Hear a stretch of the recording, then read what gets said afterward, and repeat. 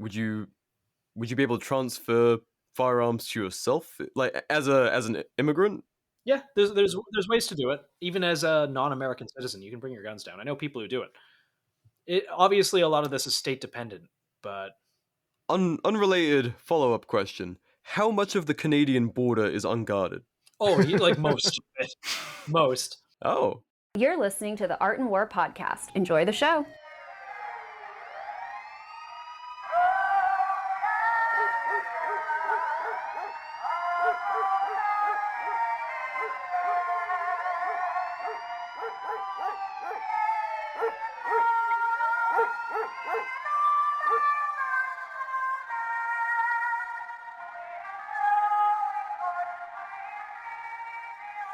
We're gonna completely avoid talking about the topic of guns and just talk about so apparently Kanye hired Milo Yiannopoulos as his PR guy for a 2024 presidential run.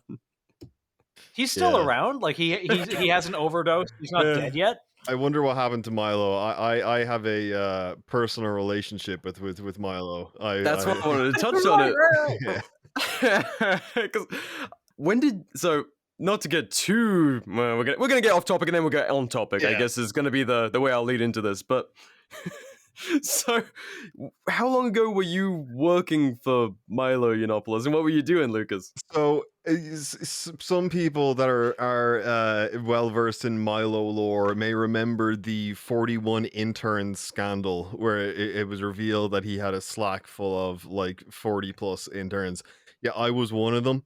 And once upon a time, basically, long story short, we used to just basically like write tweets and fucking scripts and like articles and shit and stuff and everything, and the whole Milo I always said was like a character that was largely shaped by a group of people, and then of course his own input as well. But that all then like fell apart like when he had that whole big scandal on Joe Rogan, where like, if you were to ask me, I think it was more so, for people that don't remember, Milo went on Joe Rogan and said, like, as a gay dude, all gay dudes do sexual shit very young. He was like 14 when he lost his virginity, and it was to an older man, and said it was a priest and stuff. And people accused him of trying to normalize pedophilia. Again, I'm obviously biased, I know the dude, but if you were to ask me, I would say it was more so someone that was clearly a victim of some form of abuse, trying to justify that abuse. I'm no fan of Milo Yiannopoulos. He always just seemed like a strange, like, weird anti-John Oliver troll character to me. Yeah. But he, that just kind of sounds sad, and there is no way that I can wrap that in my head that makes him sound like a bad person. Just someone who just got molested. Yeah, that's exactly what I put it down to. But like then that like blew up his whole fucking like brand. He got like get cancelled overnight and like all this sort of shit. As far then I believe after that he was on a Christian TV network where he is now claiming to no longer be gay. Despite the fact that he was married to a black man, literally married to a black dude. He was like, "Oh, I'm no longer gay. I'm now I've been converted, and you should if you're gay, you should sign up for this conversion therapy fucking place to have. It's 15 grand to get converted, and you'll no longer want dick." And but like, as someone said, like, no one's paying 15 grand to get converted. It's just that other dipshits are donating to the fucking fund for the conversion thing, being like, "I agree with this. He's going to help all the gay people." But it's fucked. But anyway, as far as I know now, he seems to be Kanye West's campaign manager. I believe, if I had to guess how this happened, because people are like, how the fuck did Kanye meet Milo? Milo was interning for fucking what's her name? Candace Owens? No. Marjorie Taylor Greene. Marjorie Taylor Greene. What's her face? Yeah. Man, she's a crazy cunt. She's a fucking nutcase. Yeah, he was interning for her. And if I had to guess, I'd say it was through, like you said, Candace Owens and Marjorie Taylor Greene, and Milo being on the Hill because he was interning, that he then convinced Kanye to take him on as like his campaign manager or whatever. Nathan's summation of Milo was not incorrect, but I just feel like I personally can never talk too much shit about the dude because he is the reason that I got started in like journalism and shit, and like definitely gave me a massive leg up. But I also totally understand all the criticism against him. But I will say that 2016 was one of the most fun times of my life, even though I was like basically working 24/7, and it was just always like writing shit and coming up with shit and researching shit. But it was very fun getting to see the like political fire bombs that Milo was dropping like on a regular basis. Well, it's such a fucking outlandish and wild combo of variables in Milo's kind of political sector, if you want to call it that. Like, I used to be interested in him just because he was kind of he was, you know, poking and prodding in places that people weren't and stuff. And, you know, the shock value was nice when it was all stuffy and boring, but politics has taken a step away from that as of late. Yeah. Now it's just that's as it, like, gonzo you're as you right. can go. That was it. Like it was so boring back pre-Trump that like Trump and then the likes of Milo and shit all coming into the scene at once. So it had everyone being like, "Holy fuck, what is going on? This is insane," you know. But yeah, definitely since then things have gotten a lot more fucking crazy.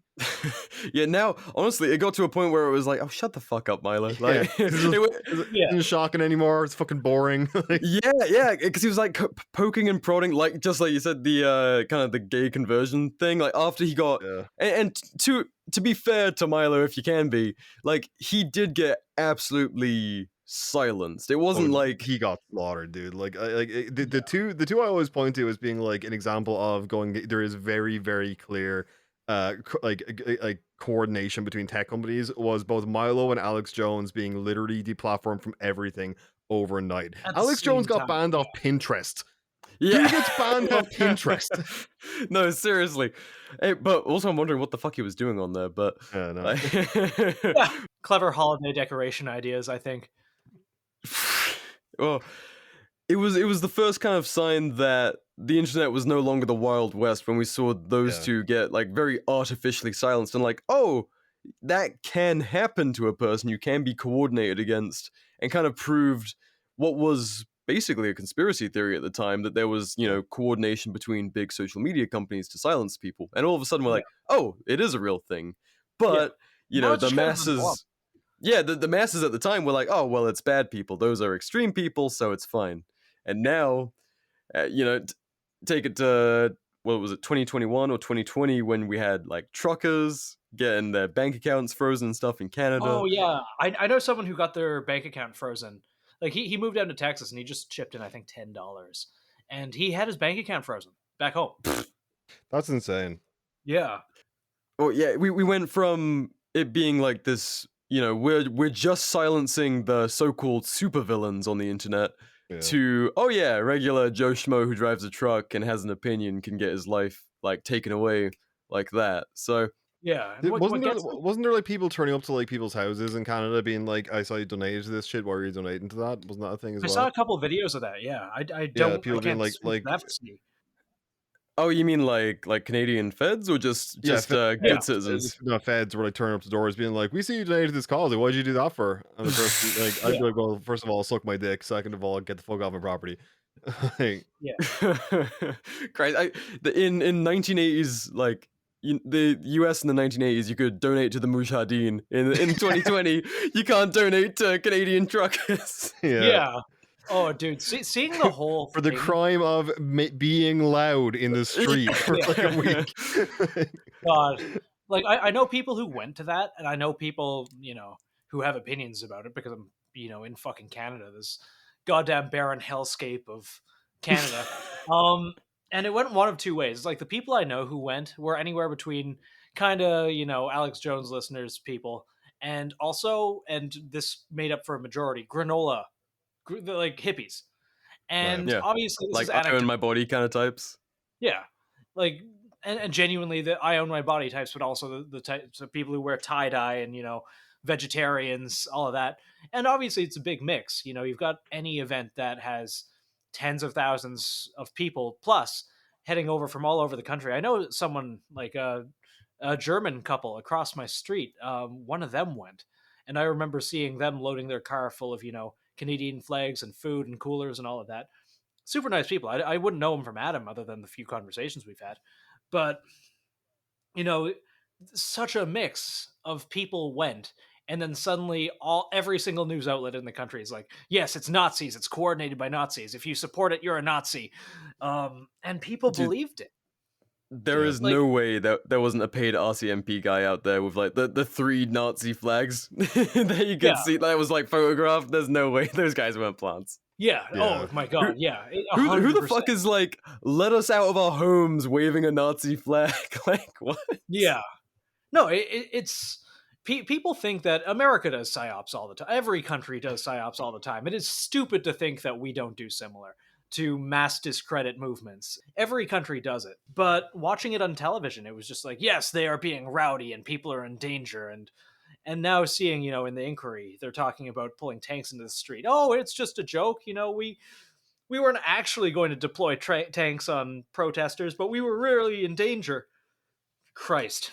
Like, of all the people I know who actually went, and I'm sure the truth is somewhere in the middle. I'm sure that there was some hooliganism, whatever. Who gives a fuck? It's a protest.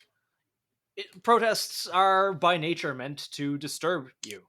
It's outrage. It's always find it funny when like governments say like I think I remember in Canada for a bit that there's a thing of like people weren't permitted to protest during COVID. I was like, is that Yes. what the fuck are you talking about? Wait, what do you mean? Where's my protesting license? What the fuck are you talking about? Is the whole point is that we don't need to fucking ask you for this?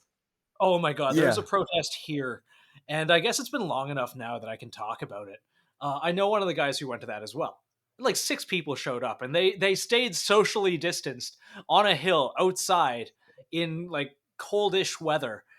And they had signs like mandate freedom, things like that.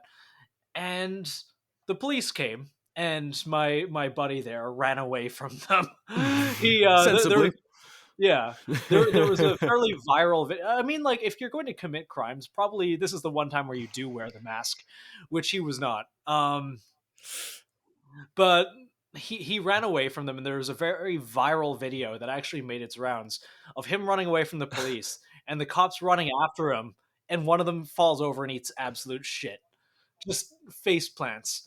And he messages us afterwards, and he's like, guys, what do I do? I'm hiding from the police. And I'm like, dude, okay, the way I see it is you got 2 options. One, turn yourself in. Literally everyone saw you do this, and you posted about it like everywhere. And I don't necessarily recommend you do this, but if you're going to try and get away with it, take down your social media. Take down all the photos of you. You did what is essentially like a minor misdemeanor, so if you don't make it worth it for them to go after you, they probably won't. And he proceeded to just like take complete responsibility for it and share the video being like, yes, this was me. And surprise, surprise, you got a knock on his door later. No, there were no serious charges levied. He fled to the States after all that. Sensible. So I guess we're handling a bit of a heavier topic on the show this week than usual, Nathan. Yeah. Speaking of Canadian rowdiness. Yeah, I think one of our little make dick jokes. Yeah, buckle up. Hold on, very quickly. I did have something prepared for meeting BR for the first time. I am in fact correct in saying that you are British. Is that correct? Unfortunately, yes. Unfortunately, yes. Okay, give me one moment, right? I prepared this for you.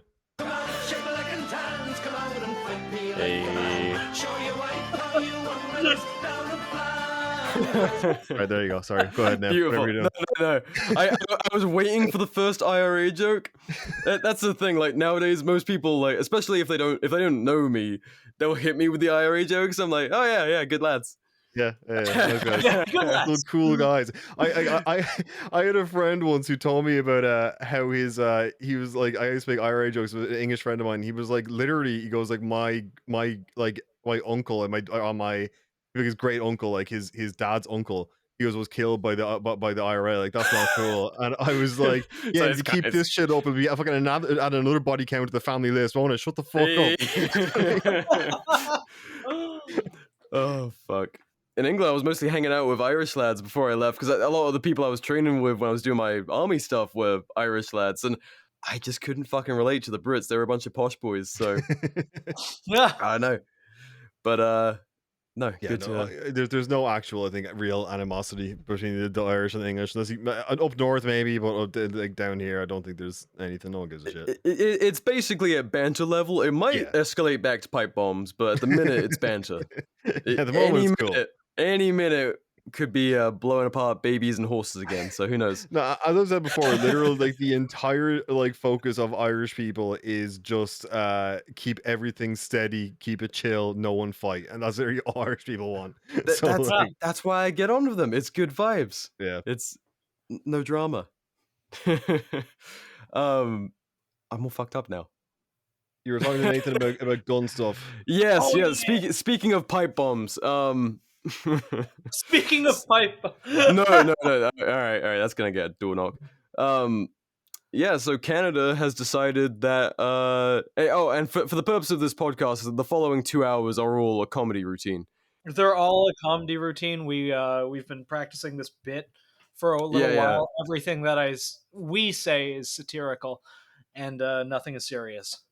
So I love the government. yeah. We love Chairman Blackface. Yes, But big hail. long may he reign. Oh. But so we recently I struggled to keep up with the Canadian gun laws. They're like even more quick and vicious than Britain's gun laws. But so we had the handgun ban thing where effectively like the sale and transfer of handguns is like done with, right? Legally. Can you still legally own handguns, but it's just kind of grandfathered in? Is that like yes for what that now? was? The way that it works is, as with America, as with most countries, you have to pass, especially sweeping gun control legislation through the democratic process. You have to get all your little, your House of Representatives, your Senate, your whatever, to talk about it, debate it. They pass it, it goes to the next level. They talk about it, they debate it, they pass it. Then in Canada, it receives something called the Royal Assent, which is like the Governor General, and I say this with as much venom as I possibly fucking can. Our representative to the Queen will give it, yes, this passes, or no, it doesn't, and it always gets passed because it's more a figurehead position than anything else, and that whole process takes time, and well, especially now that the cunt's dead. It's gonna be really hard now. Yes. So, and this is why I am so against licensing and everything else. Basically, the way I view it, the licensing system as Canada has it is a tap that can be turned on and off at any point, and that is how they weaponized it. They're like, all right, well, we're just going to turn this off. You have to do a transfer between two people that needs to be approved by us. We're just not going to do that anymore. We're not going to import them anymore because fuck you. So we're going to change like agricultural exportation laws around to encompass handguns. They did it in the sneakiest ways possible to get around the fact that they had to write new legislation. So it's like a soft ban, if that makes any sense. None of it has been debated in Parliament. None of it has anything. They simply weaponized the licensing and transfer system. Basically, think of it like in America, if one day the federal government were like, okay, we're not doing 4473s anymore, so no one can buy guns. That's essentially what happened here. It's like they turned off all the systems that actually make it work. So it's kind of like, I mean, kind of during the Obama years, you had a couple of like import bans for Russian stuff similar because they had excuses to do it. So it was like it's kind of the same thing, any, what do they say, no crisis goes to waste or whatever. Oh, 100%. And every time guns make it into the news, Canada will be like, yes, okay, we're going to get rid of the, like, you guys had your nightclub shooting, I think a couple of weeks ago. The Colorado Springs one? Yeah. Yeah. And immediately, like, they had it in waiting for guns to hit the mainstream news cycle again, because they're like, okay, we're going to ban all semi-automatics. So that's what's happening now. They're banning all semi-automatics. And is it the same kind of process with like transfers being banned, or is it something more sweeping than that? It's more sweeping. So the way that it's run in Canada is short barrel rifles, so SBRs, and handguns all need to be registered. Hunting shotguns and rifles don't. So if you have a semi-auto with a barrel length of over 18.5 inches, or a bolt action that's over 26 inches overall, so you can have like really short pump actions, or anything manual action can be really short, and still be counted as a hunting weapon. So that's not restricted. That's not restricted in the way that you can walk into a Canadian Tire, a local hardware store, and just buy one over the counter as long as you have your license. And there is no national registry for you having it. So as far as it goes, the government does not know what you have and what you don't, in theory. The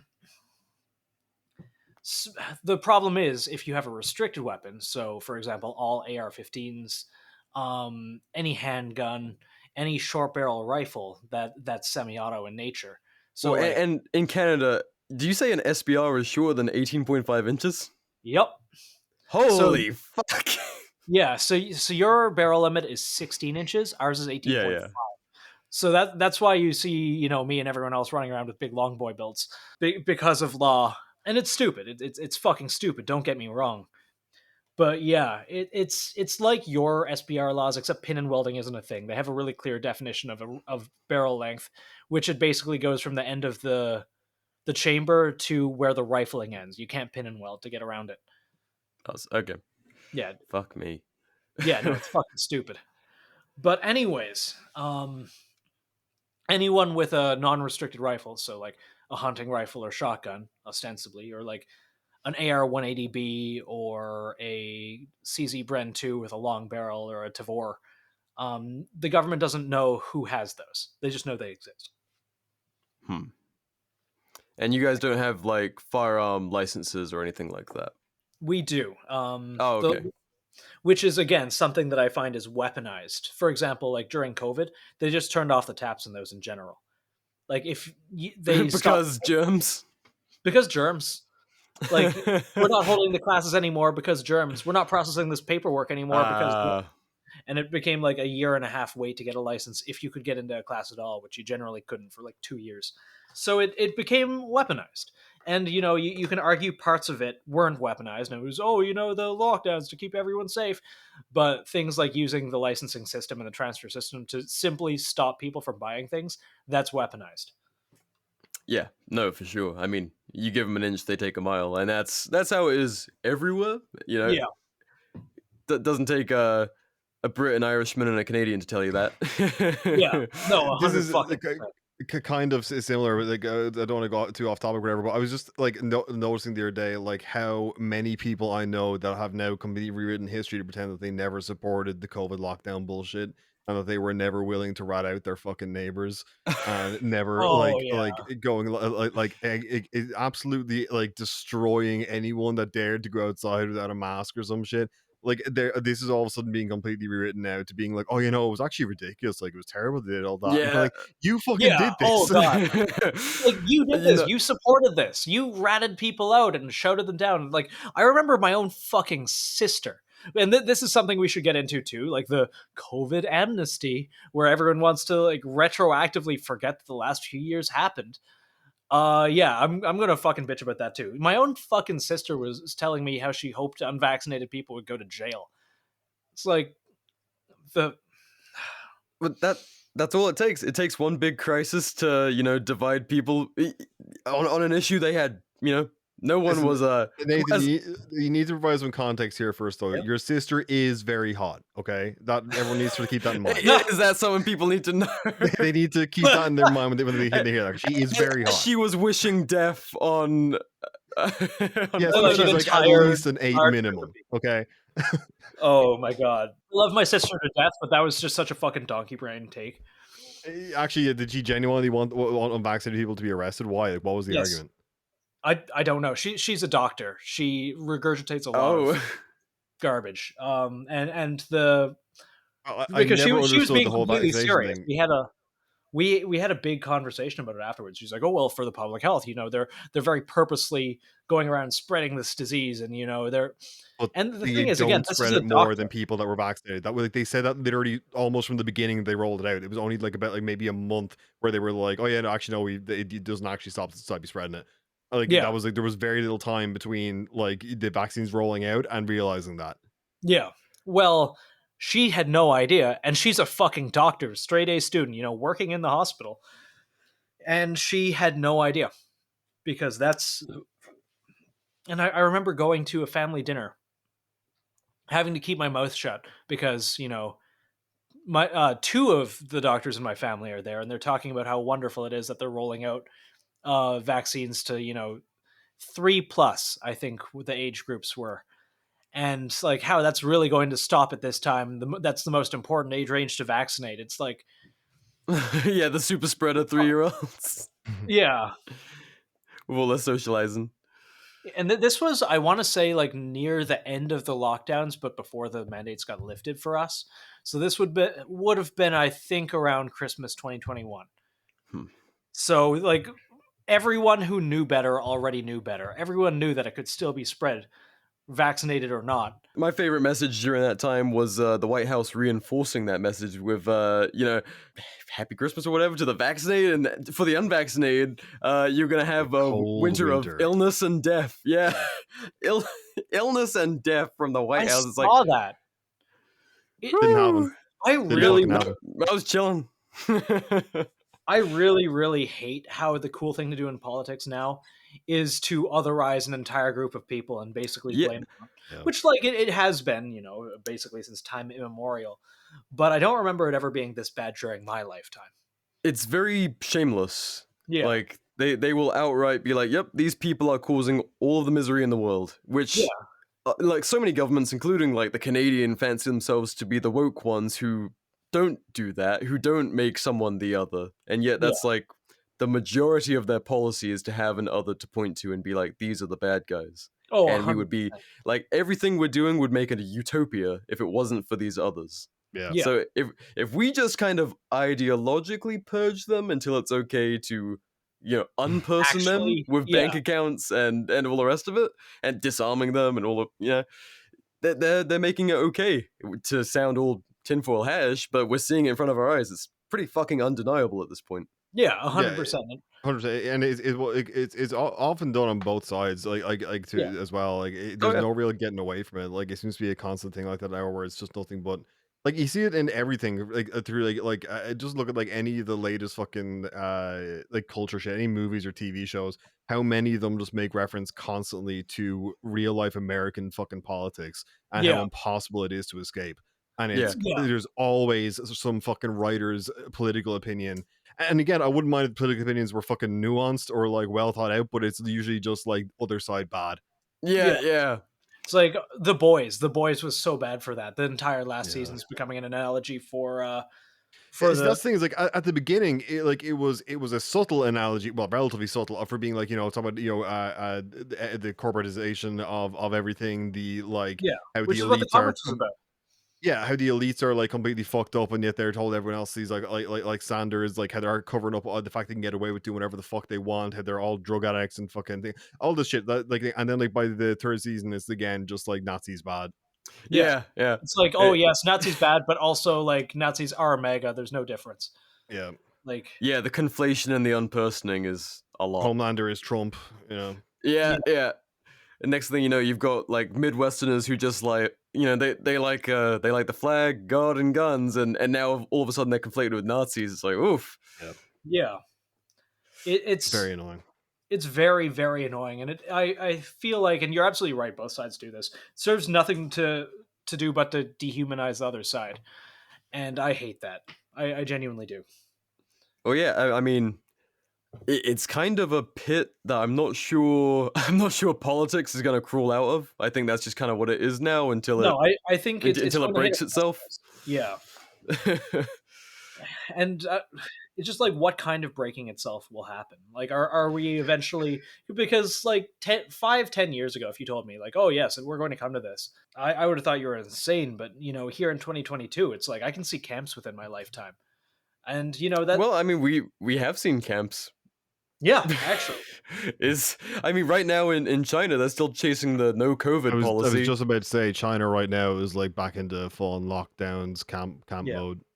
Yeah, and they're proudly showing off their massive fucking camps. And I don't know how conspiratorial this is, but I remember hearing whispers that there was some springing up in the style of Australia's in Washington State, more towards like around the time when the jab mandates were kind of really being pushed down people's throats and stuff, and there was talk about a few sites being cleared for for COVID camps and stuff. I'm like, you know what, I I didn't see any concrete evidence of it, but we saw it in Australia, and we saw people who were open to the idea over Yeah. here. So it's, like I said, no good crisis goes to waste, and the whole Overton window shifting thing is very real. We've seen people's Never going to come back.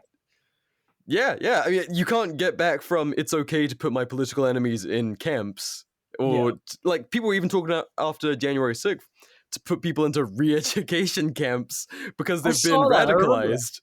Yeah. And it's like, whoo, okay, that's a good game to play. Can you imagine what a re-education camp would look like in 2022? A public school. Oh, fuck. I can. It's just like, I think about the PowerPoints that my friends in the military have to sit through, and I just imagine that, except you've got that strange metal device that you put on top of your eyes to hold them open. But we've all of us have sat through some kind of government mandated class or something. Like you get a speeding ticket, you have to go to a class, or as an adult you do some kind of permitting thing, you have to sit in a class, and it's just fucking mind numbing. And they're trying to make this, like a fun little PSA, but you're like, this is just cold and this makes me want to speed more. Yeah, 100%. That's I imagine it would be like that, just wanting to bang your fucking head against the desk, and you're sitting there like, hey, you're not leaving here until you watch the 90-minute video, okay? It's like, I'm going to drink beer in the car on the way home. Fuck you. Yes. Well, booze cruising is how I get closer to God. I'm going to drink and drive even harder. Yeah, like this class has made me want a road soda more than anything. Yeah. Christ. But at the same time, we've also seen the unpersoning, like over here. When was it? It was I don't know if it was after January 6th, but some intelligence director or something said he made a comment about libertarians being like on the kind of spectrum of domestic terrorists they have to look out for in the US. It's like, fucking libertarians? Libertarians? That's what you're worried about? Yeah. And I don't know, they're like the intelligence agencies over here are pretty creepy about that kind of thing. Again, shifting the Overton window and being like, oh yeah, we can unperson anyone who's not hitting the red or blue button and just carrying the game on. Yeah. It's like, I'll make fun of libertarians all day long, but I'll make fun of them too for not being but yeah. That's it. Like, it's more so that they're pussies than anything else. But I don't know. We found ourselves in a very interesting time, gentlemen. Like, Mitch is going to be listening to this one screaming, but we live in hell, okay? that's the end. We do. We live in hell. Hey, Mitch, I really appreciate you and the fact you're doing well, and I know you're doing great things. I'm very proud of you. This is the instructions on how to make a pipe bomb. So stay tuned. This episode is brought to you by Advanced Warfighting Solutions. Advanced Warfighting Solutions, they have quite literally everything that you need to be a lethal, super cool Instagram operator, and also just a super cool actual operator, or just a super cool civilian, or just whatever the fuck you want. They have battle belts, plate carriers, assault packs, pretty much anything nylon, they got it. So be sure to check them out. Use code ARTMORE10 on an SMU war belt, and you'll save some money. We don't get any kickback, you just save money. Huge thank you to them for supporting the show. How's it going, lads and ladies? I'm B.R, producer of the show, here to take a quick break to tell you about our Patreon. Not only do we want to continue improving the quality of what we can do here on Art and War, but we want to push what we do all over at Seaburn Art, from the guides to pursuing video content and the lofty goal of having a space for our team to make it all happen, and the Patreon helps us get after it. But what's in it for you? Our Patreon subscribers enjoy 5 different tiers of exclusive perks, ranging from all of the content the lads would post on a pre-Zuckerberg Instagram, downloadable high-resolution guides and targets including Redcoats, Skinwalkers, John Harvey Kellogg, World Economic Forum cult leaders, and more. Also, behind-the-scenes info like Nathan's personal art, spicy memes, and at our highest tier, get monthly art commissions created by Nathan himself. You can find our Patreon via the link in this episode's description at patreon.com/cburnart or in the Cburn Art page's bio on Instagram. Now let's get back to the show.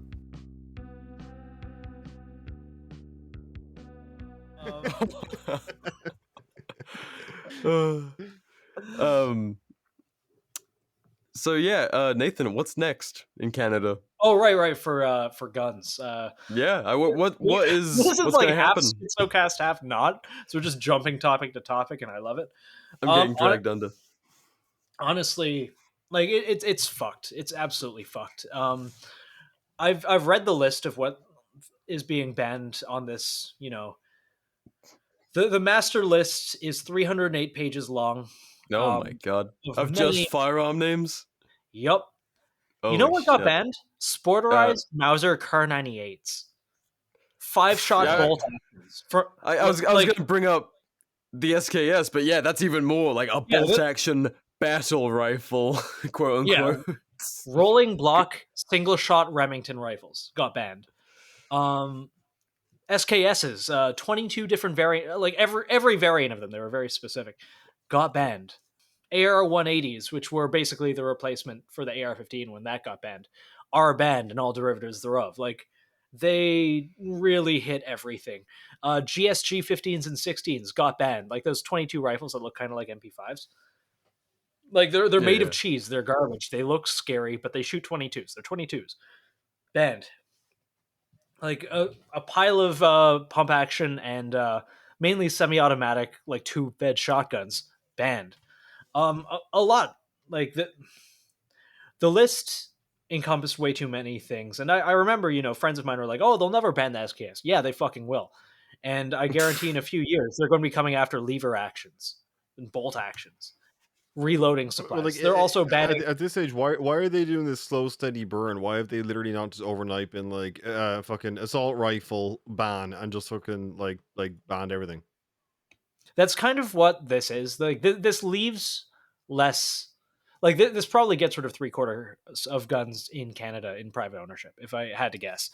Why haven't they just done it outright yet? I don't know. Like, the Liberals don't have a majority, but they have a coalition majority, and there's some seats there that are rural. But at least in this, they've thrown a lot of, non-assault rifles into this arbitrary ban. But the public still views it as an assault weapon ban because the public is fucking stupid. And I remember just like seeing a bit of discourse on it because I was an idiot and checked the comment section. It's like, good, ban all guns. Yeah. A non-zero amount, like 4 or 5 comments were like, no one even goes hunting anyways. Like, hunting is fake. I don't understand why anyone has any guns. Hunting is fake. Hunting isn't real. Like I would rather get my burger that has been like slaughtered and processed inside a warehouse in fucking Anaheim than go and shoot a deer. Printed out of plants. Yeah. Speaking of 3D printing, they also banned 3D printed files. So is it like you will serve jail time if you're found with files? Is that the... Yeah, which is going to stop precisely no one. Based. It's all like feel good. Hey, look, we're doing something kind of laws. Yeah. So they've got, what, 308 pages or so of firearms by name. Do they have any... Oh, airsoft. All airsoft. That's the other... Yeah, airsoft guns. That's fucking nuts. Are those by name, or is it just airsoft guns? It's just airsoft guns in general. With guns, they have to name them by name. But all airsoft is banned as of now. Get fucked, Canadian airsofters. Yep, That's insane. That's actually wild. All of it. What the fuck? How? Yeah, why? because the RCMP has a very, very strong lobbying group. They asked the Liberal government, hey, we should ban these things because they're dangerous. But in actuality, tinfoil hat on, what I think is they're trying to kill the culture. That's what I was going to say. Yeah.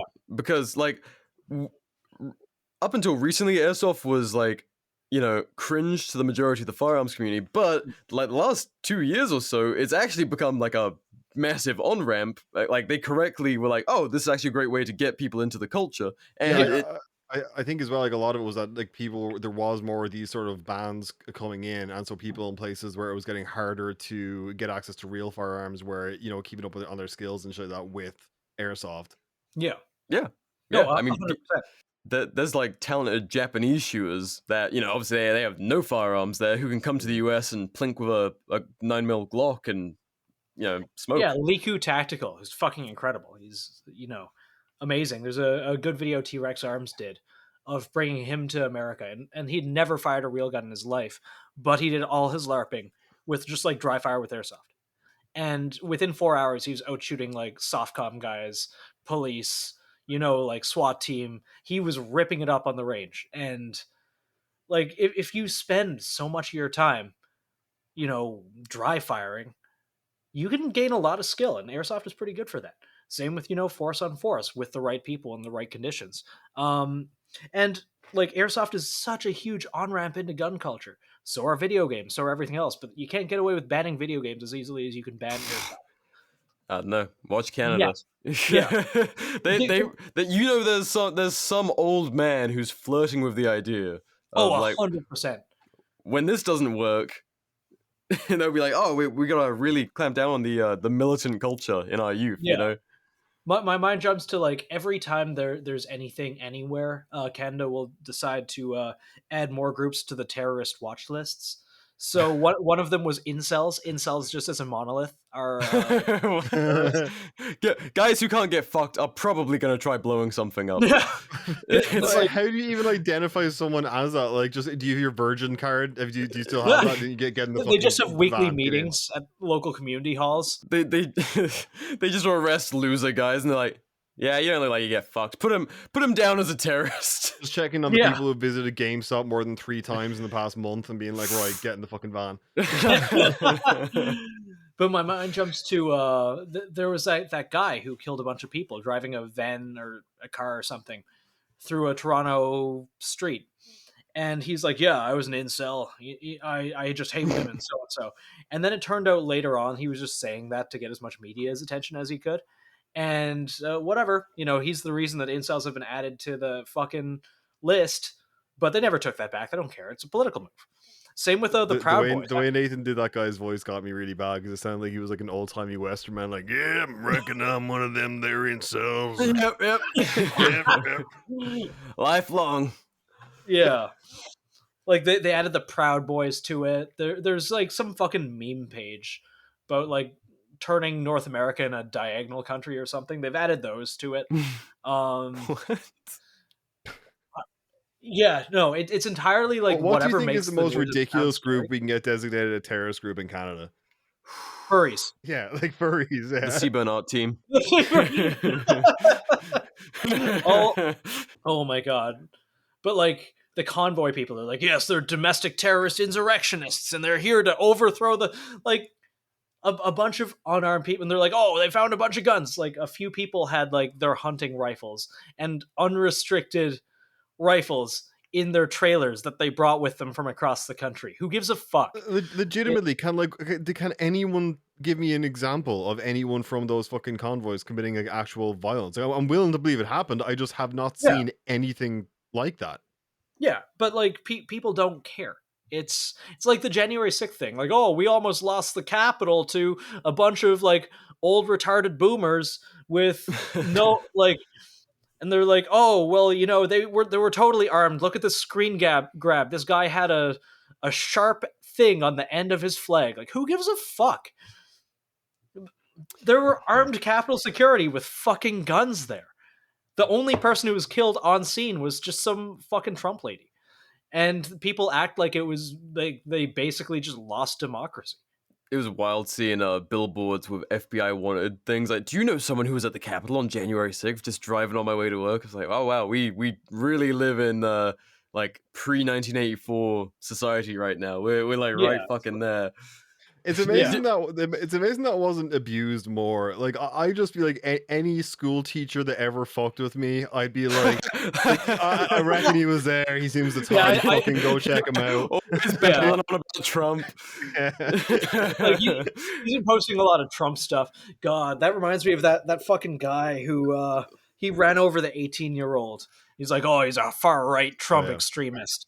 And then, God, what one of the pages, A Better Way to A, posted a thing being like, hey guys, probably don't do this. And all of the comments were, are you supporting Nazis? That kid needed to die. We need to do Oh more. my god. Like, Yeah.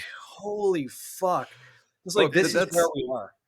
Well, when people comment shit like that, you know they've been successfully divided and conquered. They're not fucking thinking for themselves or like, oh, No, this not is at a all. really bad situation for society to be in. They're like, okay, Yeah. we have to, they're just targeted in on the other group Yeah. that has been selected for, the current time to get rid of.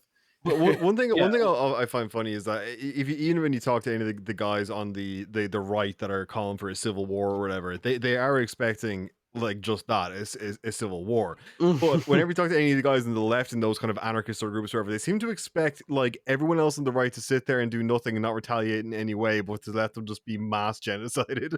Like they expect left to just be allowed to like just gun them down in the street, and then if there's any sort of retaliation, it's like, oh, this is the worst thing, and this is a war crime. And it's like, what the fuck? And they expect no retaliation for like the same Yeah. sort of like violence. We've had comments on our page that are basically as much. It's like, oh, well, you own a business, we're going to kill you. You're doing things that are against. Like we are going to kill you. You are going to be the first to face the wall. It's like, okay, well, eat Chris Vector, I guess. Interesting debate. I am faster and stronger than you. Yeah, like, all right, You're bet. that's it. They'll say I've that got like, nods, you'll be motherfucker. the first to fucking go, and then when you're like fucking try a pussy, I will make you eat a Glock. They're all of a sudden like, this is fucking harassment. Like, you said you'd put me up against a wall and cave my fucking brain in. What? What the fuck? Yeah. Like, It's No. which on that note, I think the Chris Vector is now to me what the Keltec KSG is to. I just love Really? him. I just love him. I know everyone hates them, but I just love him. Okay, back to not autistic gun talk. No, I think a lot of people are very ignorant of the position the masses are being put into right now, and like we just saw a similar kind of circumstance on a micro scale happen in Oregon over here, where they had like a What new happened? what the fuck is it? I'm gonna fuck this up. So I'm gonna quickly look it up. Oregon gun control. It was like 114 or something.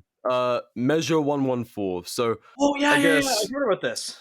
So they effectively, the gist of it is it makes it harder to get a gun in Oregon. I guess it has to be kind of like the British firearm system. I think it has to go through some police background checks. So police decide okay. if you're allowed to. Yeah, exactly. If you're allowed to own a firearm or not, which somehow liberals were duped into agreeing to, and there's this really interesting split happening right now that you see kind of between.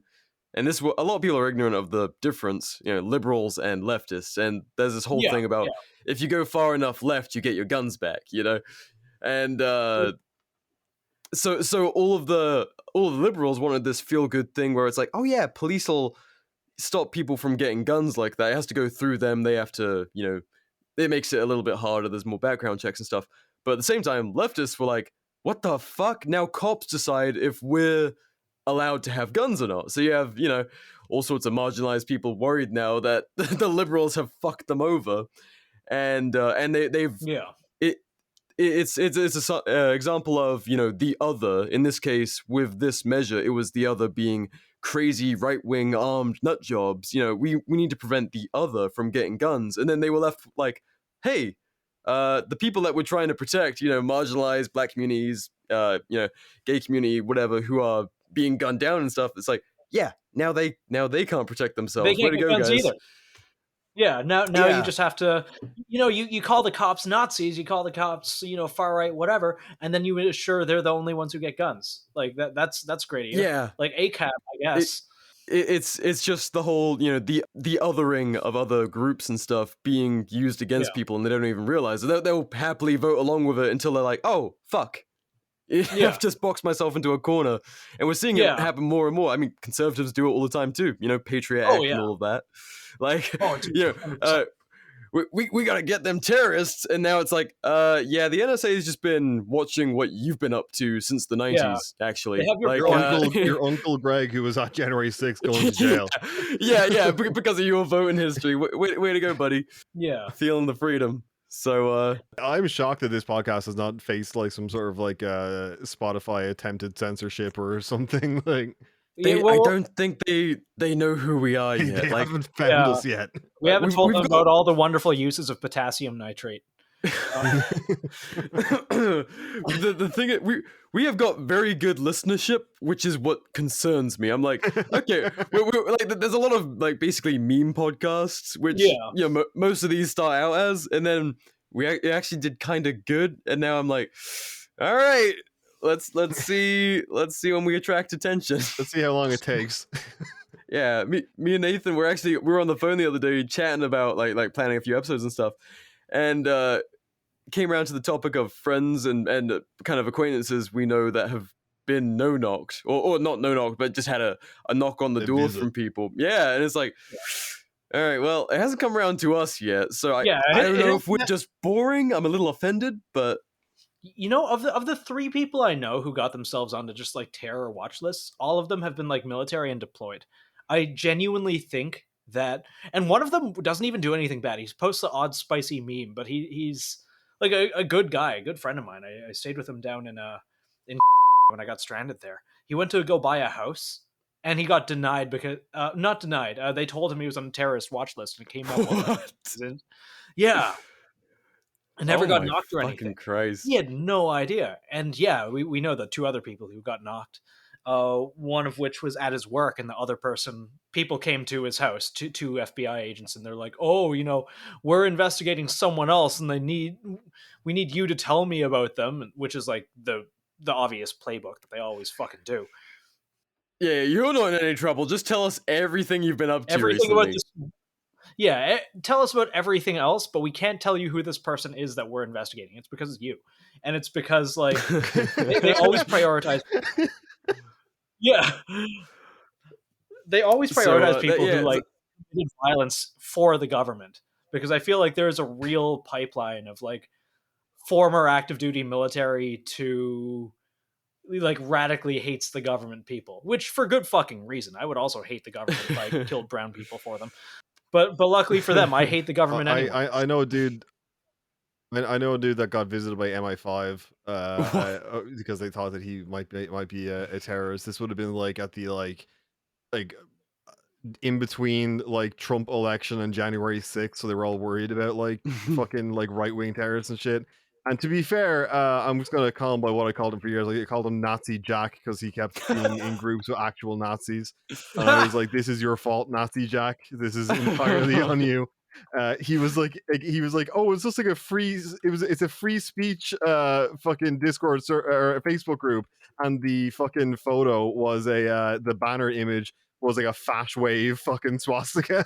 Oh god. Like, this is your fault. This is it's entirely just on you. me. In the UK, you literally can't like misgender someone in a tweet without getting knocked. How the fuck do you expect Oh, to do that? he actually deserved the visits. Like I was like, yeah, no, they should have checked on you. Isn't it straight? That's like spooks and stuff used to be kind of like all spycraft and Bond and like not a part of everyday life. Now it's like, yeah, sometimes they just go and knock on your neighbor's door because they like sent out a spicy tweet. Now just an Indian Yeah. woman arrives at your house and calls you a Nazi. That's it. Like that's basically what it is now. Yeah.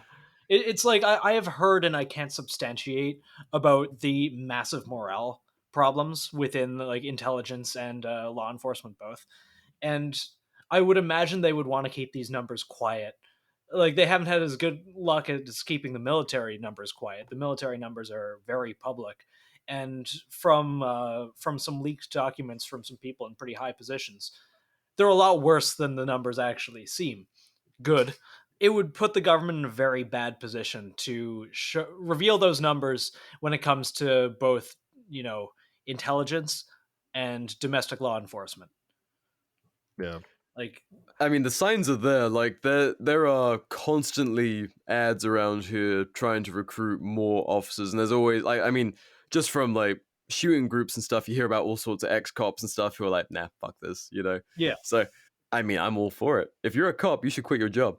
I don't know. It's a pretty thankless job, and I think a lot of their recruiting pools are kind of finally the cognitive dissonance is kind of being put on display more, where a lot of these guys are like, live and die by the Second Amendment. I'm signing up to protect law-abiding citizens, and it's like, oh shit, all of my friends are no longer law-abiding.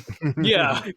Yeah, well, that is a bit of the issue, isn't it? All of a sudden, like that, when new laws come in and you're expected to enforce them, even though you know they're bullshit. Yeah, you're it's kind of like you put in a have to ridiculous arrest fucking some old guy position. in a gas station for not wearing a mask. Or like, Yeah. oh shit, some guy living in like rural New Brunswick still has an SKS and he's using it to hunt coyote on his property. I guess we have to charge him with a felony. He owns an assault rifle. Like, I imagine it's got to be very black pilling for a lot of people. Which good, you shouldn't have become a fucking cop to begin with. It's like, I've got friends in both military and law enforcement. They're like good people. I would absolutely say that. And every single one of them, without an exception, is like, oh shit, I shouldn't have. Like, I fucked up. I fucked up really bad. Yeah. I can't imagine having joined police like maybe 2018, 2019, and then a couple of years later dragging people out of church for like congregating. Like, that must be insane. Yeah, like the I'm sure the morale kind of recruiting forces and all that took a massive hit with all of that stuff, and I'm curious if it's ever going to recover, because like things with the military, the culture's kind of been killed. Like, it's no longer a bunch of grizzled combat vets bringing in the next generation of grizzled combat vets. It's a bunch of people, and we've talked about this on the show a bunch with various people about why it's suffering so much, but like it's just not the same recruiting pool now, and not the same reasons for signing up. I think the same with the cops. Like, it's not the same people trying to join up for the right reasons. There's a lot of people like, well, it's a paycheck. It's conservative welfare. Yeah. That's 100% what it is. And I know someone who's in basic right now, and I was just talking to like two of my closer friends here. One of them's coming on the podcast probably next week. He's a Hercules pilot. I'm not going to say his name because he's fairly up there. And Isaac, who we all know, and we're always comparing stuff, from when we joined. He's a Navy boy. They're not as they're not. But I know someone in basic right now, and the things that she is telling me, holy fuck. It's just like the amount of ex-cons and mentally ill and so that are in her basic this time around is staggering to me compared to, which shows, they're kind of scraping the bottom of the barrel when it comes to we take the piss of Russia and like, well, they're convicts and stuff, they're sent into the front lines and the conscripts, but it's, not far off. Yeah, in our volunteer forces in the Western world, it's basically the same fucking thing. It's a bunch of kids going like, yeah, I can't afford college, so I guess I'm gonna put on the uniform, and similar situations. Like, I don't know what the fuck to do with my life. Guess I'll join the military. Yeah. A lot of people who like don't know how to do laundry or anything like that, which like I feel like a lot of people, they're joining the military right out of school and their parents did everything and whatnot. But I don't remember it being as shitty when I was in than when she is. And it sounds a lot more like corporatized and bureaucratic now. She was talking about, if I get in trouble, I have to go to counseling. And if I go to counseling more than 3 times, then I get pushed to... It sounds like what happens when you get in trouble at a corporation. Whereas if I fucked up, someone get in my face and fucking scream at me and make me do push-ups. And there was none of that bullshit. Can't probably be ableist to make you do push-ups these days. Yeah.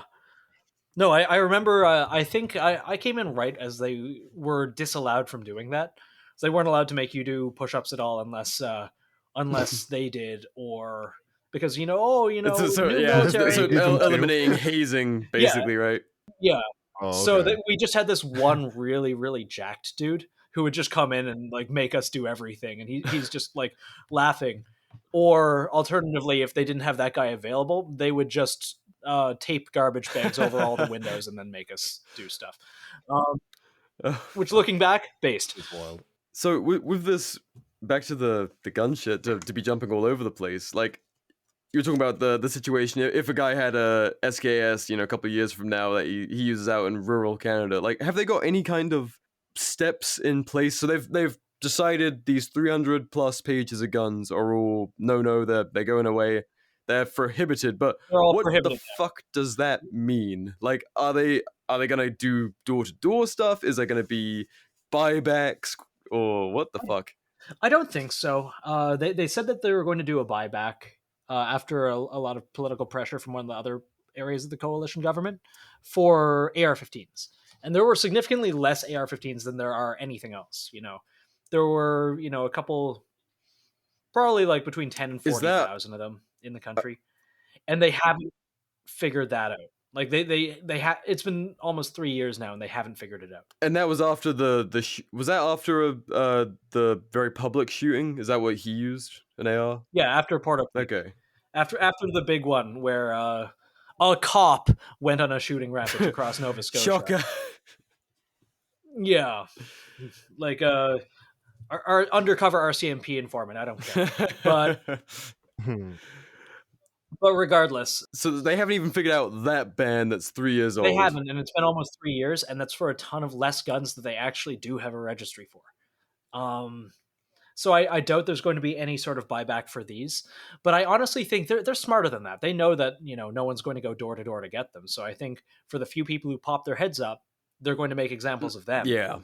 But otherwise, they're just going to let people like, oh yeah, I'm not complying, peaceful non-compliance. But that's not the goal. The goal is long term. The goal is to kill the culture. The goal is to kill the ability to train. The goal is to kill like the entire ability for these people to be above ground. Yeah. It's like they have already won, even if everyone is peacefully non-complying. Like New Zealand had a compliance rate of like 1%, yet they still managed to ban everything.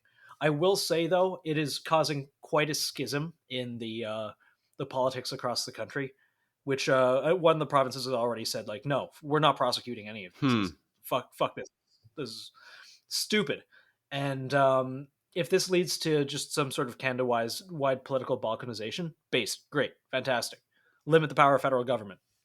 I'd be shocked if Canada, I mean, if talk gets to that, I'm sure they'll soften their tone. But so which province is it? That was Alberta has put out a statement already. I wouldn't be surprised if other provinces have. But I think 5 provinces out of we've got 13 altogether, including territories. I think I don't care enough about Canada to keep specific numbers in my head. We'll go by your word because you're the most informed on. I don't know. Yeah, I'm the most thing Canadian, about unfortunately. Yeah, about half. Last I checked, almost half of the provinces with the handgun ban told the federal government to go fuck themselves and that they wouldn't help enforce it in any way. But it looks like this one, they're going a step further and they are prohibiting the enforcement within their borders. So because this affects a lot more people than the handgun ban. Handguns weren't that popular up here. Like there were a good amount of them, but they weren't that popular. Probably because you can't legally popular. use them for defense or anything, right? Yeah. So yeah, and like you had to jump through hurdles to get a handgun, or have a 3D printer if you're one of those guys, which like a lot of people I imagine do. Well, I mean, have you seen what's the newest FOSCAD, Google FOSCAD. the newest FGC variant FG was it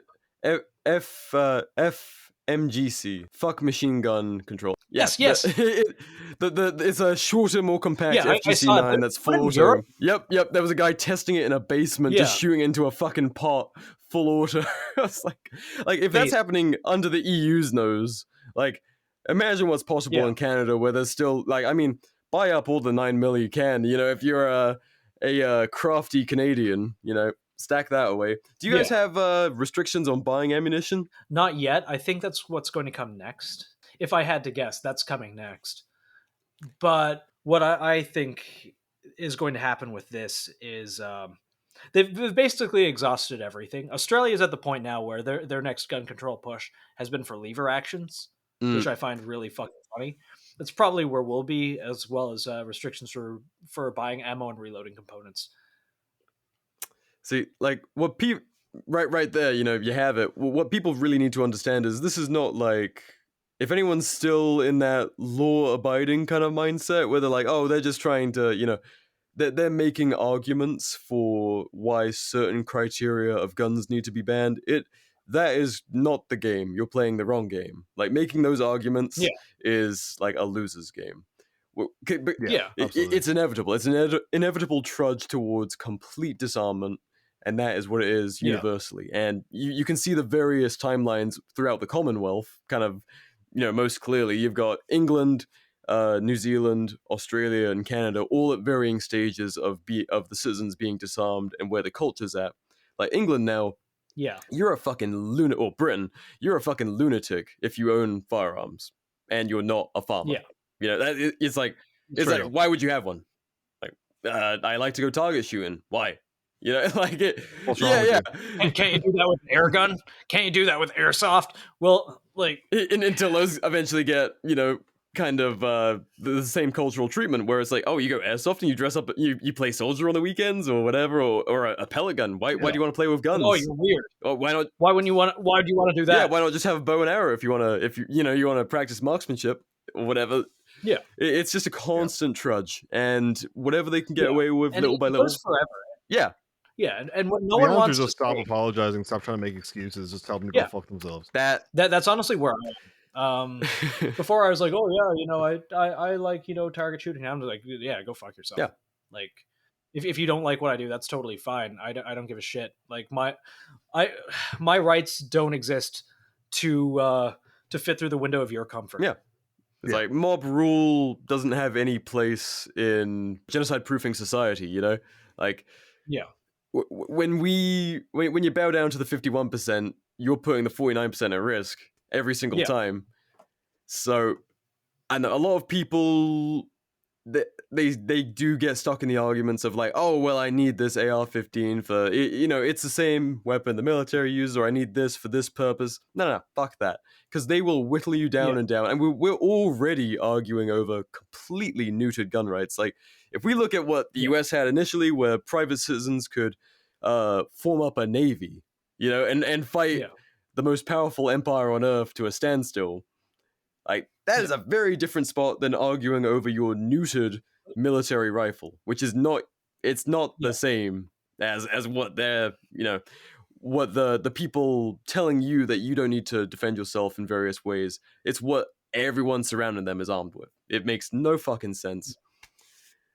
But again, it's the framing. So many people are fighting a losing battle, and they've been tricked into fighting that losing battle rather than seeing what the game really is, which is gripping your rifle and making sure your grandchildren and their grandchildren will be able to do the same. 100%. It's a long game. When it comes to these sort of like online, these sort of debates in general, whether it's online or real life, I remember the best advice I ever got from a friend on this was, don't get bogged down in the weeds about details or this, well, this gun I can see. Just as always, any sort of online argument or debate, you just reply, "Fuck off, gay retard." Yeah, and that is there's no comeback. You just win.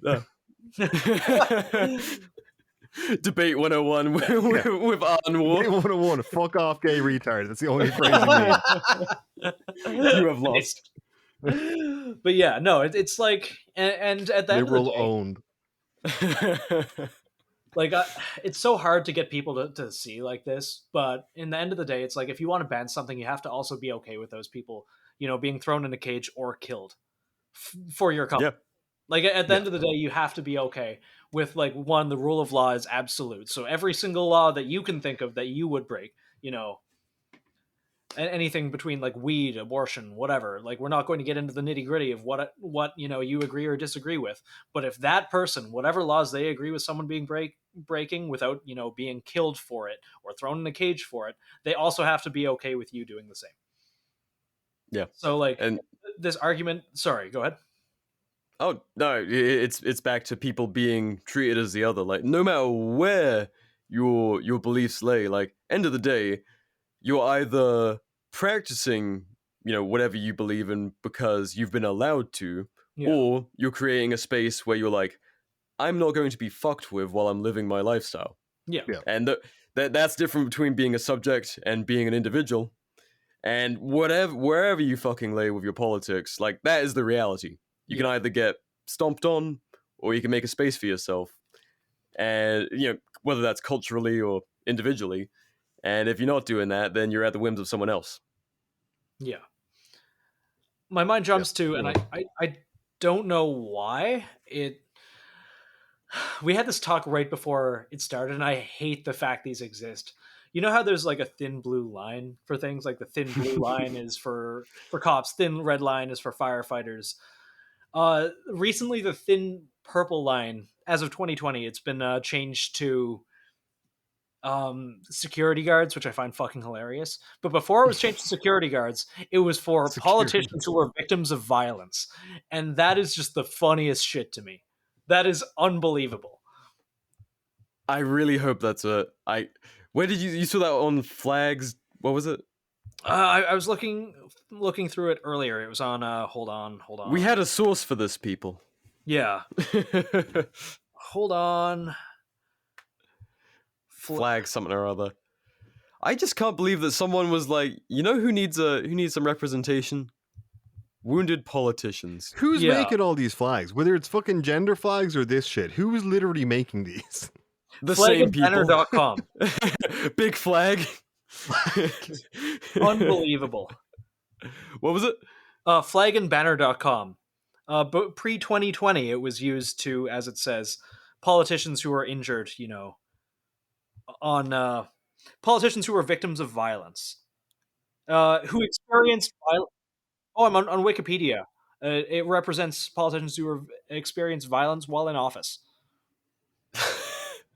Oh, so Reagan would be a thin purple liner. Oh my god! I mean, if I see a car that's too nice to be driven by a security guard with a thin purple line flag on the back of it, I'm giving it a fucking pit maneuver. I don't care. Running it off. There's some more. Thin purple line Reagan. So you imagine Reagan as a Discord tranny wearing like fucking like rainbow colored thigh highs and cat ears. Cat boy Reagan.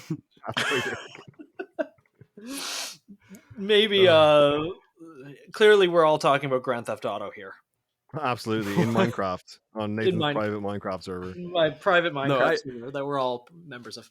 What makes me really sad is that this is not a symbol that is like present all throughout society and that we see it every day, where there's just wounded politicians all over the place.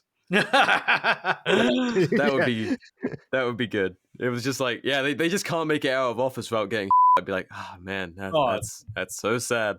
Yeah, it's like the day after, like they managed to get fucking Shinzo Abe. They got Shinzo Abe in front of the security guards in a country with no guns.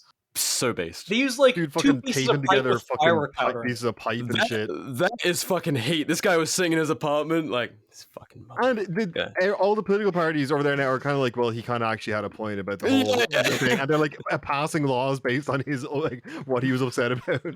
Yeah, he had a point. He didn't have to do that, but he had to see what you meant. Like, I don't know all about Shinzo Abe. I just think it's based. Sorry, I had a cough. That the guy managed to do it. I just think it's very interesting. Like a brief read of his policies, I was like, yeah, I can see he was a bit of a cunt. Yeah, but like, I mean, he's a politician. I mean, as far as I remember, it was something to do with religious donations based upon like advice from political leaders or something like that. And it was like the dude's mother had given away all of her money to some fucking religion thing based on advice or like, encouragement from Abe. And so that's why he was pissed. And so the guy was like, I gotta duct tape a shotgun together. Yeah, he's like, I'm gonna develop a weapon to kill this man. Develop a weapon to surpass Metal Gear that can take out Shinzo Abe. Yeah, he did it. He just straight up did it. People have no idea how easy it is to make a fucking gun. Like, no idea. That is the biggest takeaway. Like, where there is a will, there is a way. You can 100%. Legislate all you want, but if you piss people off, they'll fucking kill you. They'll find a way to kill you. This guy had fireworks and like steel piping and switches, like he fucking killed him. And that's not even damn like, well did it. Yeah, that's not even like the FGC9 or the Uru Tower. He was also Asian, which gives him at least a +10 like math and engineering boost. It was he had every advantage. We say this like anyone could do it, but like let's be real here. He is Asian, yes. Hey, anyone who's creative or has an Asian buddy can and will prime ministers. Yeah. You ask me to do that, and it's taken at least 10 years. Okay. Be like, Yeah. hey, I just printed for like another 30 hours. It's just a pile of goo. Yeah, it did. It's fucked again. I can't get it to work, man. I've lost 2 fingers. Right. Dude, in my fucking town, 3 gangbangers got arrested with an FGC9. Like, they're starting to show up. Like, they were fucking around. I think I'm just gonna kill him with a brick. I've got a brick. yeah. I mean, go back to prehistoric days. You know, if all else fails. Yeah, but I mean, you can kill someone with a spear or like a what's that Aztec, I want to say, weapon where it just helps you huck the spears further. It's like a axolotl or I don't know. What the fuck? Yeah, I just know that off the top of my head. I've got a slingshot, lad. He's super fucked. interesting. Spears. Let's have a look. Aztec spear throw. Atlatl. Yeah. I really. What the fuck? Yeah. An atlatl? Atlatl. Yeah. Someone has a 3D printed one called the Gatlatl that you just use a 22 blank and it shoots spears. Again, I would just be using a brick. That's probably where I'd go to. I think I'm just gonna throw this brick at his head as hard as I can. I would just simply live in a country where I could own guns if politicians pissed me off. Yeah. Yes. You know, fair point. Well, again, in Minecraft, we are not calling for any political violence here. Yeah, no, of course not. Of course, violence is bad. Tickle your local politician. Yeah. Yes. Give him a nice head scratch. Something that I enjoy is you use a different voice for tickle a lot of the time. It just adds a little bit of a tickle. Yeah, I will say, because you got to do at least a little bit of work this episode. Tickle your local senator. Tickle them. Tickle your local elected politician. Tickle them from the trees. That's all. Chairman Trudeau will not. I'm going to tickle Michael D. Higgins with a brick. This is all very satirical. Very.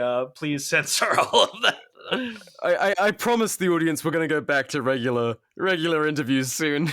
Yes. Oh my god. Yeah. This would be a normal topic. How, is there anyone that we were planning on interviewing soon or talking to? Yes.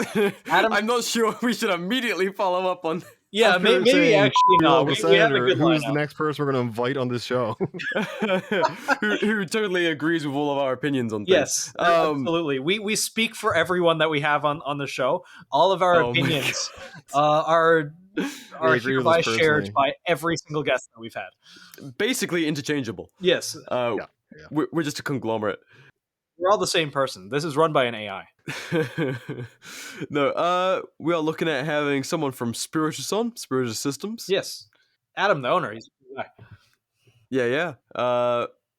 It's a couple guests. I actually still need to invite, so we can't really talk about them. Yeah, but and likewise, there's a couple people.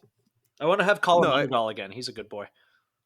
Yeah, we'll be I don't know, getting back into our regular gun industry stuff, maybe a little bit more some spicy Black Flag types I might invite on.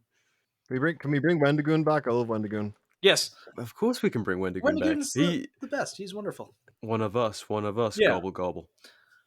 Lucas, whenever you want to bring him back on, you can just do it. I'm going to give you all the login information. You can just fucking do it whenever. I will not be doing anything without written permission and multiple signed agreements. But cool. Okay, fine. I want a signed agreement saying this person said Lucas could do this, so I can't get in trouble. I need parental supervision. I need parental supervision. Keep you away from there are no parents left at Art and War. Yeah. We are just down to it. This is it. Something that I kind of want to get into a little bit on this is Q. Oh fuck! Why? Because why? Because they're the worst, and everything about them pisses me off. Well, I want to put it. Nathan's got this weird Canadian Q group going on. It seems to me, to be largely separate from the regular Q. Wait, there's Canadian Q? There's fucking Canadian Q. We can do Canadian Q. Yeah, well, like what the fuck is Canadian Q? They're tied into American Q, and they're just the worst people. Is Trump gonna win and then annex Canada? It's just like the worst theories. Like some of them are nice people, some of them aren't nice people. Like it's like your average people. But holy fuck, I don't understand why. We're in Canada. And also and this is what gets me about Q as a whole. Like, okay, here's one that one of them posted. I'm still in this fucking group chat because like it was like a normal thing to plan events, and then they all turned into Q people, and I left everything except this because I just want to see what the fuck they have to say, and they're all normal people, like engineers, like people who work in the arts, so and somehow they just got into this. Most of them have left, but occasionally something happens. I think Elon didn't really buy Twitter. Remember, Trump's EO basically states all assets will be confiscated if you're guilty against high crimes against humanity. The military took control of Twitter with Elon as the face. Like, what my the God. Why is it always the military? Why is the military in control of everything? Yeah, what The military can do no wrong. The military are usually the good guys. yeah, the Patriots in control. U.S. Patriots Army in control. especially are. Yep. Patriots are in control. Yeah. Patriots. I don't understand the mindset where like you've made 50 predictions, literally not one has come true. Why do you think the next one will? Yeah, I don't understand. and I wonder what their opinion on like the whole Afghan thing was. Like pulling out of Afghanistan, do they think that was like a calculated based move? Yeah. Or like No, that I remember them talking about it when it happened. They're like, oh yes, so and so and so. Like they're just the White Hats are trying to send a message and they're trying to embarrass Biden. I'm like, what the fuck? Like, Oh do my you God. hear yourselves? And like, I think anyone who has spent any time, dealing with military bureaucracy, being in the military, having friends in the military, will know how inefficient and terrible it is as an organization. And the idea that they can secretly be running fucking Twitter is laughable. Secretly doing anything. Why would they? Why would they? Yeah, want Twitter? why? I don't understand. Like, I I mean- find that's when most of these conspiracy theories fall apart, is when you just say why. Yeah. What was the funniest thing about the whole Q thing with like believing in the military as this like undefeatable good guy, this uncorruptible force, is that most of the guys who believe that are like fat fucks with stories like, well, I would have joined the military, but But bum knee or something, or Yeah. so that they like most vets are just they understand it's a unsavable heaping fucking mess, but these guys like they have this rosy like post 9/11 propaganda image of the military where it's like the force for change in the world, the policeman of the world that's always the good guy. Yeah. Literally Team America world, please. yeah, but like unironically. That's so Which funny. I love for them. I love that that's like I wish I had that like that. That's an incredible religion to run your life with. I Yeah. only wish I had it so good. I'm just like, that's all a mess, dude. There's no adults in the room. There's no adults you in the are room. it. Anywhere. You Anywhere. are it. It's turtles all the way down. It's Yeah, that is definitely something I've noticed. Like obviously since becoming, you suddenly realize, oh, I am an adult now, and it's like nothing changed. I'm still retarded. Oh my god, everyone's like this. Yeah, everyone's yeah. like this. Like People like this are in charge of nukes and like making sure the economy doesn't crash and making sure countries don't have minor disagreements and have land wars. No, it's just people like this all over. yeah, It doesn't get turtles better. all the way They down. lied. They Yeah. lied. It's like I wouldn't trust myself. I wouldn't trust any adult that I know with the amount of sheer authority that a lot of these people have, and yet we give it to them. We fucking give it to them. They are our wonderfully elected representatives, and I love democracy, and I think that whenever we get a whole group of people together as a monolith, they always make the right decision. Of course. No, throughout history, that's always been the case. It's always been the case. History will prove mob rule is the best bet. Yeah, and absolutely, it's like the rich people and the educated people always make the best decisions for us. They know it's best. Yes, like the doctors are the smart ones. Hence, all my doctor families like talking about how all the unvaccinated people should be put in camps. Wonderful. Which you think would go directly against the Hippocratic Oath, but apparently not. It's just keep them alive. They have to be. Yeah, but we know unvaccinated people aren't real people. They're Untermensch, I think, is the phrase. The oath just says I have to keep them alive, not happy. Yeah. Do no harm. Oh Christ. We live in hell. I keep saying, I keep telling everyone who listens. Yeah. All right, white pills, people. Have we got any white pills to hand out? Canada's being disarmed. America is well, apparently so Biden even said we're gonna get an assault weapon ban by the end of the year. Never gonna fucking happen. No, it's There's not a chance that happens in the US. Or like that is the only thing that will cause a legitimate, actual armed uprising. Yeah, like I think it's so fucking silly when political camps on both sides talk about a civil war because it would be, if anything, more a Syria kind of situation, and it would not be so neatly divided. And no, it would just be a fucking shit show. 100%. But if there was ever a scenario, quite right, it's gonna be hitting the hey, we're doing the door-to-door gun confiscation thing. And that the IRS agents are here to take away your guns. yeah. You just got Pajit in the wheelchair outside. It's just like the IRS has been crossed off and it says ATF above it. No, of all the scenario, like it just feels so artificial to even flirt with that. Like they must know that if they want some kind of actual major violent issue in the United States, like that's the button they have to press. Yeah, for sure. Yeah, like it's unthinkable that they wouldn't consider and know that, and yet there's like as dumb as many politicians and stuff are. As you said, there's no way they don't know that is the fucking trigger button to fucking kick shit off. But at the same time, they are just like narcissists who won a popularity contest, so maybe it is absolute ignorance. I mean, fuck. I think it's like you said, it's a popularity contest. I think a lot of it is just being like, oh, well, I'm gonna say this, and this will get me the votes, and then I won't ever actually do anything. 100%. They've been kicking that assault weapon ban can down the road, basically since Biden got elected.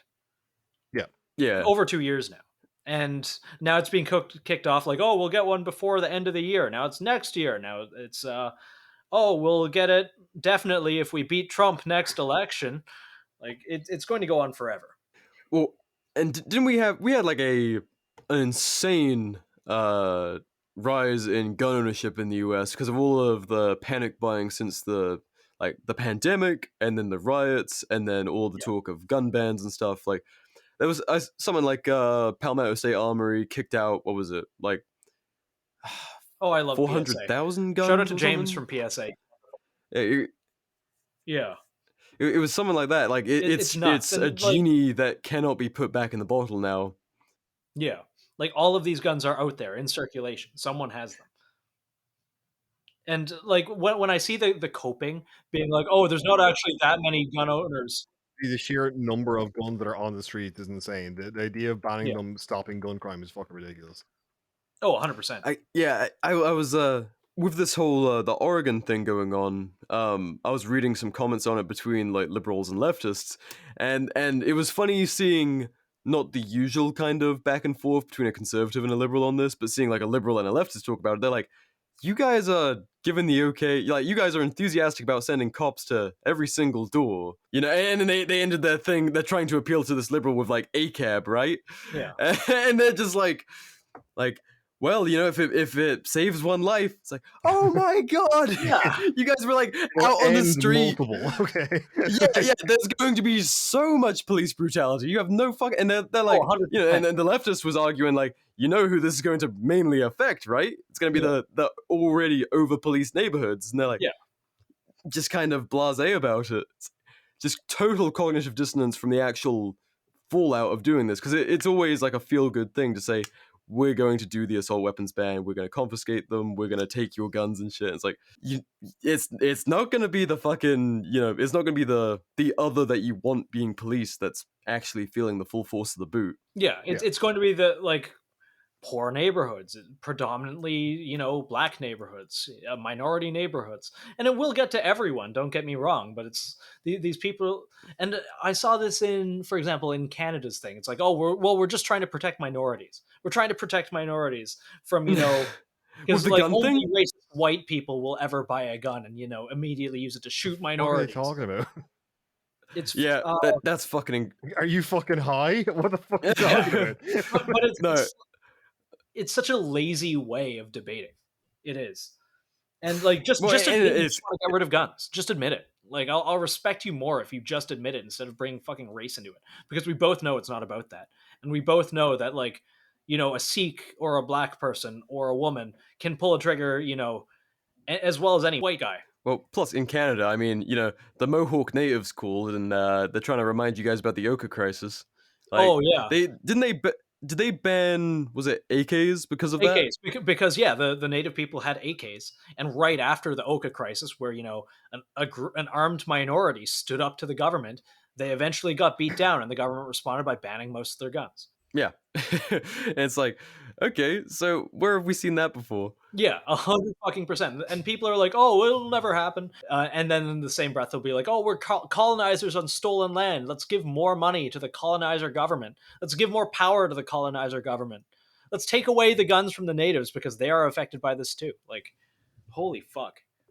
I think all this comes back to the fact that many on the left just have a refusal to believe that there's ever any justification for any form of violence, even in the case of like severely oppressed people rising up against their oppressor. Like, if they consider any form of violence to be abhorrent and not acceptable, unless they can watch it from afar. The minute it has to be done anywhere near them, 100%. it's suddenly not allowed. Yeah, it's okay if it's Russian conscripts or like a white militia somewhere, be them, because we don't agree with them politically, may as well kill them. What was that your ex said about, Waco wouldn't have happened if they had just agreed with the ATF and, let it go. Exactly, yeah. It just bend over and accept it, like that's the only acceptable, like a viewpoint to have. Like, it's just ridiculous. Nah. Just be friendly, guys. Allow yourself to be stomped out into nothingness. Yes. Also, buy a Chris Vector. Or a Keltec KSG. Or a Keltec KSG. I don't even I don't even think Chris Vectors are good at anything really. I just like them. That meme of Marge Simpson. Like, I just think they're neat. I just think Chris. I just think they're neat. They're just neat. They look like space things, and they're very fun to shoot. They're very fun. Fucking Canadians and their space guns. Space guns. It's because, like, in America, the big thing I see are people shitting on them because of the price. It's like, oh, it's $2,000, whatever.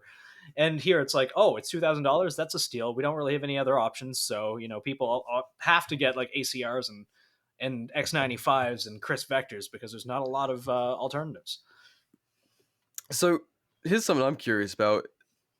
Say a Canadian wanted to move to the US and they were armed with one of these under 18.5 SBRs. Would they be able to take that rifle with them, or does that rifle have to be destroyed? No, there's ways around it. I think you guys have weird import restrictions on things.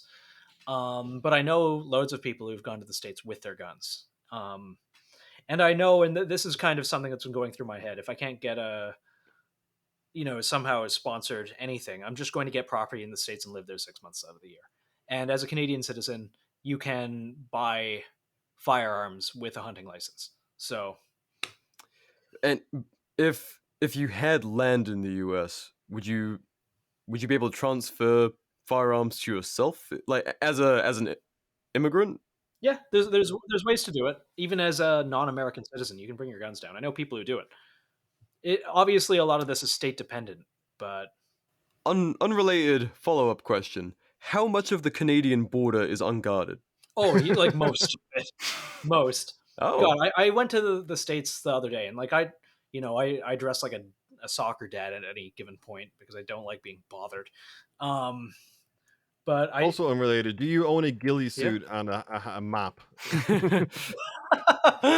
I have my Garmin. Yeah, how's your land nav? Yeah, but like I drive a Prius and I dress like a suburban dad. So every time I drive either way through the border, they're just like, okay, just go ahead. Last time I had a visible ammo box and they're like, oh, can I look in that? He looked in it and it was just full of soap.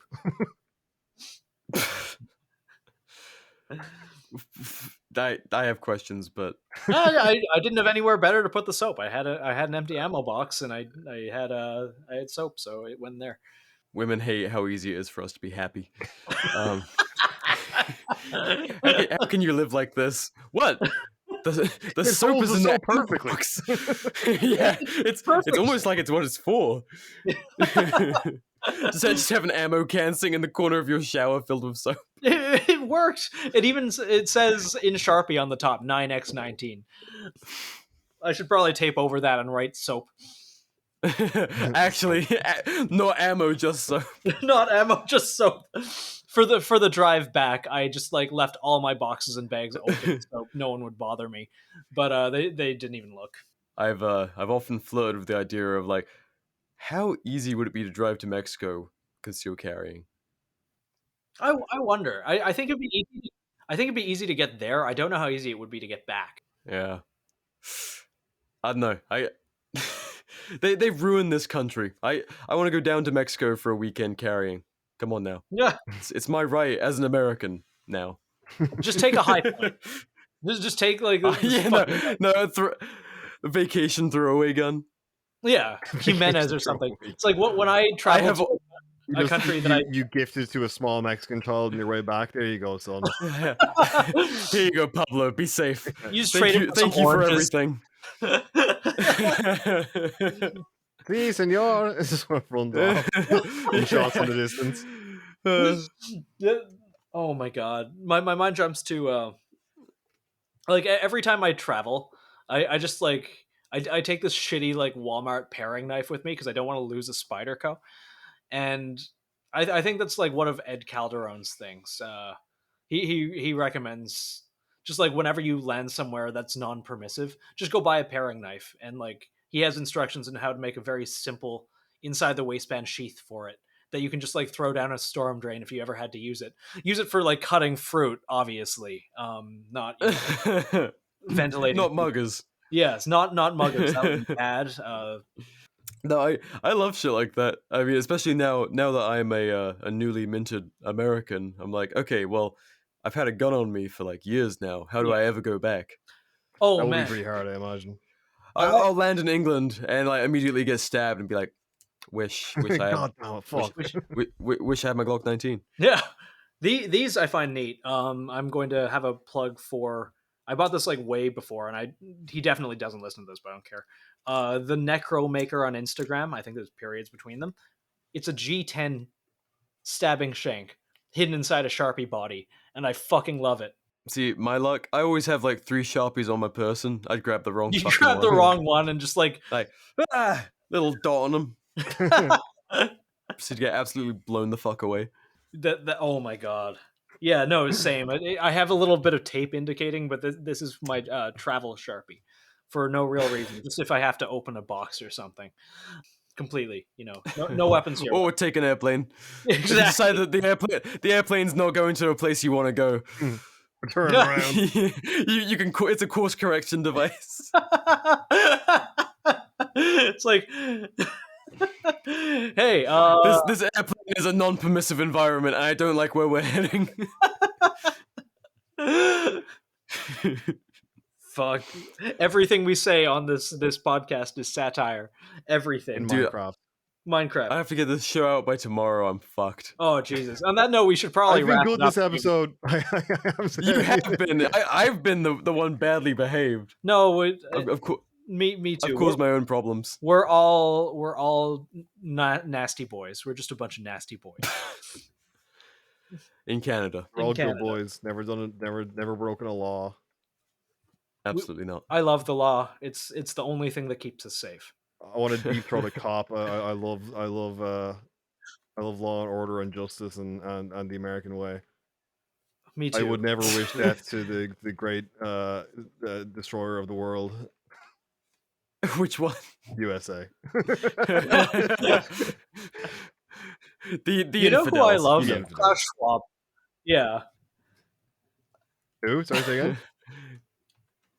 I love Klaus Schwab. He's looking out for us. Did you mute yourself? Oh, Klaus Schwab. Yeah, no, same. I love the World Economic Forum. I love Klaus Schwab. He's my boy.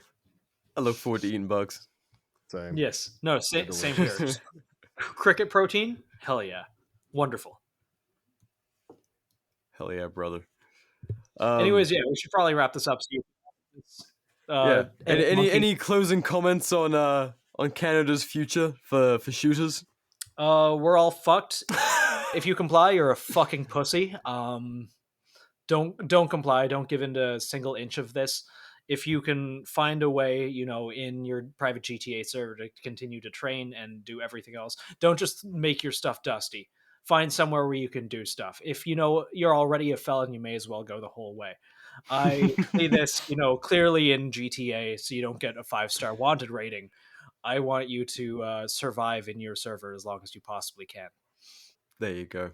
Beautiful. Good advice. Yes. Dad advice for the episode is If you comply with any gun control, you're a fucking pussy. Remain based in GTA. Just put a stock on it, man. Just put a fucking stock on it. Put a stock on it. You got a lathe. You can make all kinds of fun things with a lathe. So make sure you don't get caught in GTA. You can make all kinds of fun things with a lathe. That's Nathan's takeaway. Well, I look forward to sharing a bunk in the big house for you boys. Yeah, I wish I actually don't have one. I'll get one. I've said it before. By the time the Irish government realizes I even exist, I'll be gone. So yeah, no, same. Fair. Like there's a couple RCMP guys that listen to this. Fucking big ups, shout outs to you. You should probably leave because the RCMP is gay and retarded. But yeah, no, I don't plan on being here when any of this shit matters. So yeah, very based. Yeah. Well, Godspeed, Nathan. Get the fuck out of there. Yep. Every other day, you get another person messaging being like, "I will gay marry you. I will gay marry you." In some cases, I will straight marry you. But like, I don't. There's two things I don't want to do, which is one, get married for the wrong reasons, or two, live as an illegal and just like not have any of my rights somewhere. So we'll figure it out, as the time comes. Paige Osty's been helping me with possible options, which big ups to her.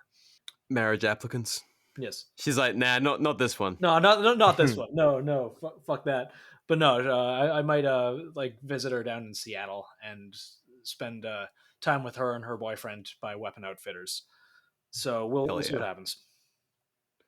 Oh, that's someone else we gotta speak to. Weapon Outfitters, yeah. Weapon Out. Yeah. Been a second. Yeah. Good lad. Yes, very much so. Well, bit of a somber one this episode. Yeah, but, this one was a little more political, but we're going to have to. We're going to get more guests back on soon. Now we're transitioning. We're going to have to get Mitch to. Oh yes, that's the other one. Mitch will be coming back for a little. So, I guess the big news on that is I think you've talked about it a little bit, but Mitch is doing well, but he's moving on with his soccer thing and kind of moving on from this stuff. So yeah, no, there are no grievances. We wish him the best. Zero. But there's no drama at all, which people always like to assume there is none. But we're going to get him back. Sorry, go ahead. Oh no. So yeah, I'll be coming on chatting a little bit more, and Mitch will be playing sports ball. Yes. So we're gonna get him on to talk about all this sometime soon. He's doing well. Yeah. Give him a bit more of a send off than he forgot it was Thanksgiving the other day. I've also offered to fill in whenever the guys need me, so I'll be coming on a bit too. Lucas and B.R are going to both be on a lot more, and you're just going to have to put up with a little retarded me sometimes. Be how it is. Yeah. All right. Well, any last notes, boys? Yeah, I have a note. Can everyone please stop sending me feet pictures on Instagram? This is Nathan's I was going to say my last note is decimated. I get like 4 a day. Someone sent me one that was just feet photoshopped, so they would just both had like one. It was just one massive toe on each foot, and that's all it was. That's horrifying. Well, you start an OnlyFans, you could start monetizing this. I never wanted this. I never asked for this. This is all Nathan's fault. And I'm fucking my entire Instagram inbox. Like, I'll wake up in the morning and check my phone, have 4 notifications, and I already know they're all feet. My favorite one was the one with the shoe, the nail polish on the toes that was being stuck through a slice of bread. That was my favorite. Yeah. I think someone sent me, one guy sent me his, and then like I talked to him, and then like 2 days later, he was like, the boys chipped in, and he sent me 3 more photos of his friend's feet, and one of them was like in a bowl of cereal.